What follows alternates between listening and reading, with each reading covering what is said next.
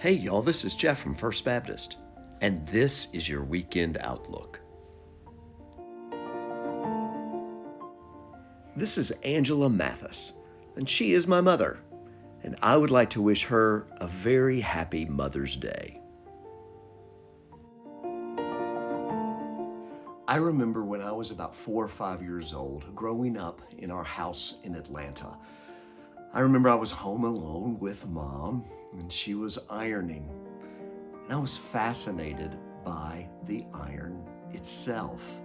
It was shiny, it hissed, and my mother, seeing that look in my eye, warned me not to go close to the iron. Well, I was curious, and sure enough, while she was out of the room, I went up to the iron and didn't just touch it. I placed my whole hand up against the face of the iron. I remember the pain and how it literally sizzled and popped.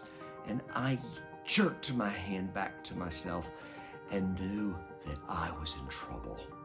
I stifled a cry. I went into the kitchen and I got a cereal bowl, filled it with water, and took it down to the crawl space, where I hid in the dark, immersing my hand in water.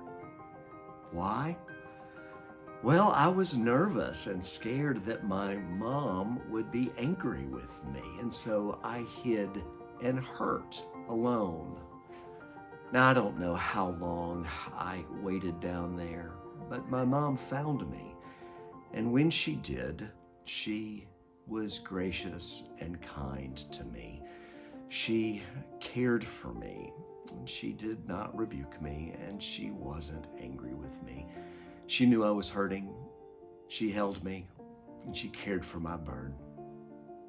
One of the first places that I ever experienced that God's love is a refuge and a place of care for me was through my mother. I learned through her kindness that God is an ever-present help in trouble, that God is refuge, that God is strength. I'm grateful for the way Mom sought me out when I was hurting and cared for me. How will you honor your mother this weekend? Perhaps it will be with a tribute, like a video or a visit, a phone call.